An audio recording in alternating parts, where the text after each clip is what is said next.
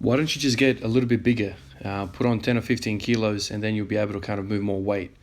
That's one of the most frequent comments that I get when it comes to plateauing with squats or plateauing in strength in general.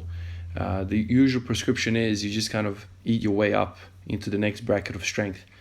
It's kind of like the best way to kind of break through. People that are enhanced, they just take more doses of the drugs and they kind of break through that plateau, and then they can keep the gains going.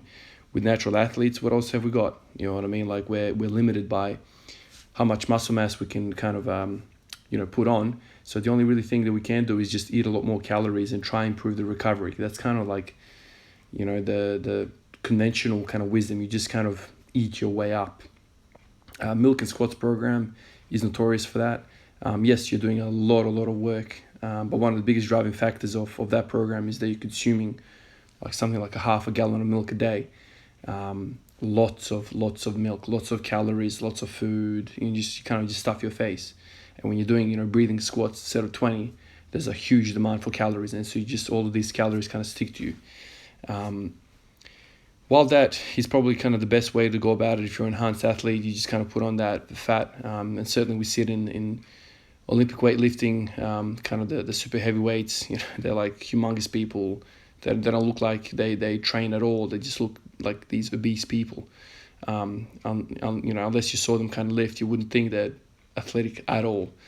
I hear you guys. I think that's definitely an option. But like I've said to many of you guys in the comments, that's never going to be an option for me. Honestly, I don't see how that is a gain. I see that as in, you're trading in your health card a little bit for a little bit of gains. And I know some of you guys have said, dude, we're not talking about bulking like 50 kilos. I don't like that, fast weight gain to break a plateau. Even if it's 5 or 10 kilos, man, like to me, that's a lot. So that would take me to 100 kilos, 103, 4, 5 kilos. That's too heavy, man. Like I know how I would look. My chin would just blow up, my face would just blow up, my belly would blow up, and I know how that feels. Like in the past, man, like even if you put on a couple of kilos of just shitty weight, you become lethargic, you just become heavier to kind of move around. I know I'm making a big deal out of a couple of kilos, but you genuinely feel the difference. And every time I've kind of lost a few kilos, you feel better. It doesn't really translate to the bar. You kind of feel weaker on the bar, let's say. But just general life feels better. And I know a lot of us here are talking about getting stronger with the barbell. But also, that's 1 hour of the 24 that you live. The other 23, man, you're going to have to walk around and sleep and move around and feel good about yourself, right? Isn't that what we're supposed to be doing here? Health and fitness. Strength kind of falls into that, strength training. And also, from my work experience, man, like I've seen people in their 30s have heart attacks. People in their 40s have heart attacks. Some of these guys have been of the larger kind, big guys. So I don't know. I think every time I see something like this at work, somebody coming in with a heart attack at 40, I always think to myself, man, how did you get to this stage, man? Like this thing didn't happen overnight. Sure, there's a whole bunch of people who are kind of genetically predisposed to kind of heart attacks. And, for those people, it's kind of like, they have to kind of even be more careful about their diet and their exercise and whatever. But a lot of these characters who kind of have heart attacks in their 40s and early 50s, you can see that they've kind of let themselves go for a while. Some of these guys are actually working physical jobs, kind of like laborers, They just kind of, working really hard, eating really hard and just kind of let their ways go. And we know from medicine that, central obesity is very much linked with heart attacks. So central obesity meaning that your gut. So if you blow your gut out, I don't know what the percentages are, like a certain percentage of body fat increase, you increase your chance of a heart attack a fair bit. And not just that, also diabetes. It's all kind of rolled into one. If you become a diabetic, then your chances of heart attack also goes up, stroke, all of that sort of stuff. So I think the overarching thing here is, even though, we can kind of get stuck in our ways and kind of, okay, I want to get to 220 kilo squat and 230 and whatever. I think it's often important to realize there's always going to be a higher weight to chase. No matter where you are in your lifting career or, what numbers you're lifting, there's always an upper level. And so some of you guys have said just bulk and cut, bulk and cut. I don't like that idea, like, for the examples I've already kind of mentioned about the health, but also who wants to cut? You know what I mean? Like, so you bulk up like 10 kilos, or 5 kilos or whatever, and you feel that kind of gain in strength that comes with it. And you kind of love that, right? We all kind of love the gains. But isn't that kind of the depressing thing when you kind of have to then cut back? And, the fact that you have to cut, you're going to have to kind of lose that body fat percentage. And also you're going to lose some of that muscle tissue as well. That's just the way it is when you have, a deficit in calories. And so that up and down, it's too much oscillation, too much instability. I don't like that. I'd rather just be like, all right, let's just, keep training and slowly, steadily, if you will, put on that body weight and try and make that body weight the lean kind, the type of body weight that we enjoy and like. In body, in health, medicine, we know that anything that's kind of a gradual increase or decrease is generally well tolerated by the body.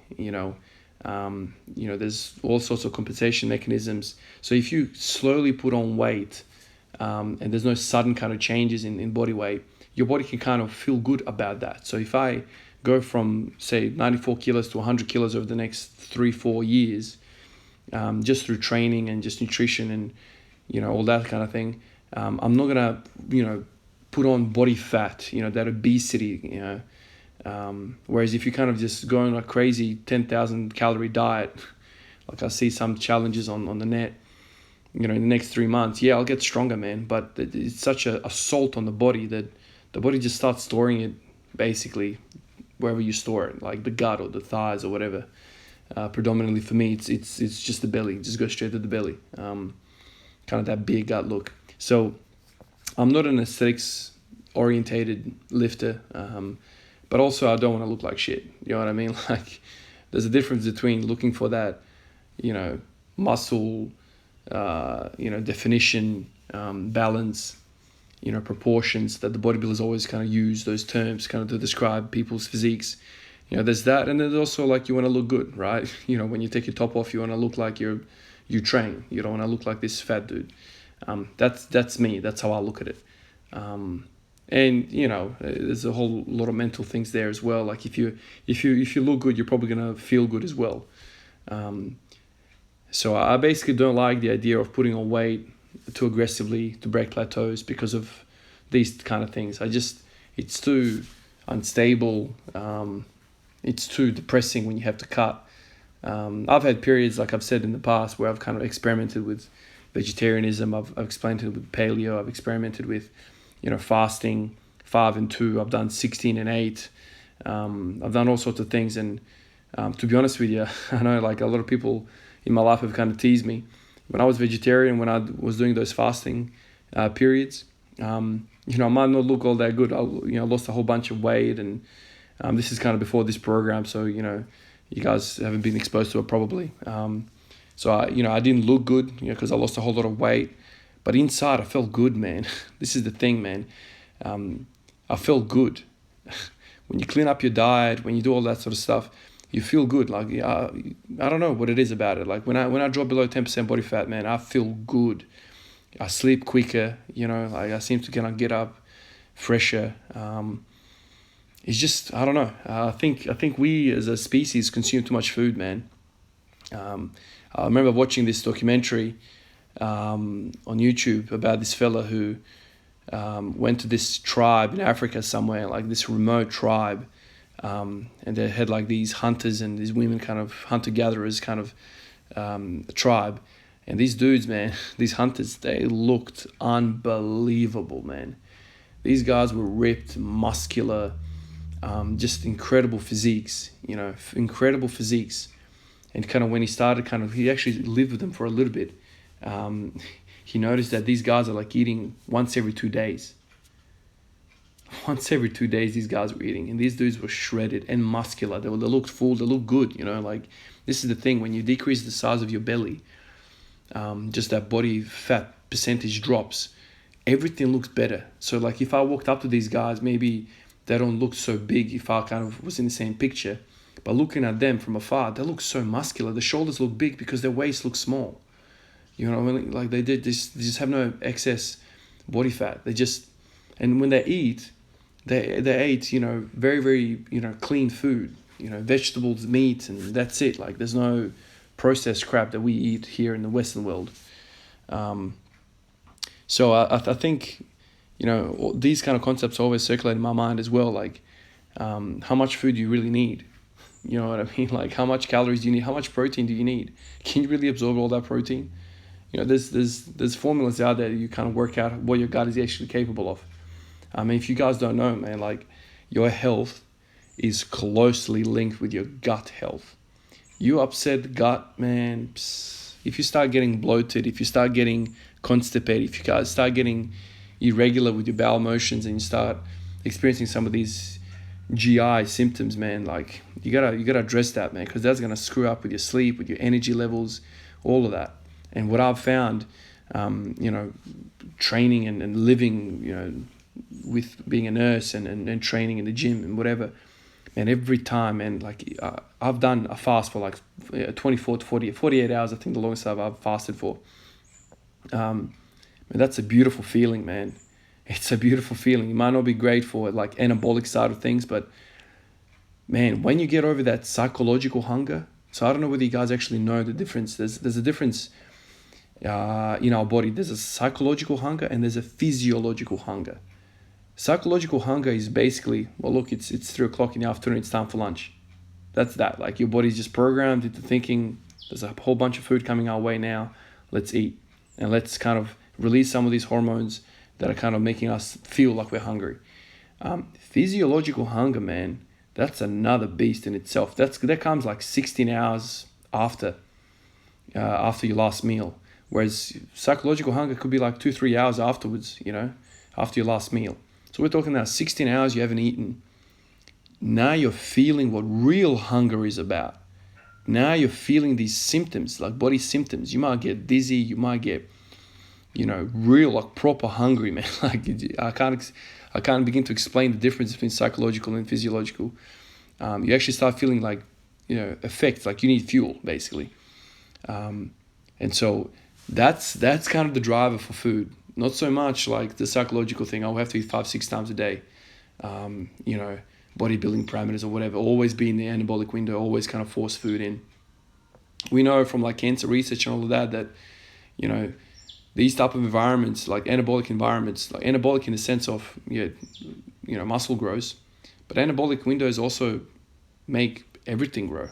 So even the bad cells, the cells that have kind of spun out of control, like your cancer cells, they thrive in these type of environments.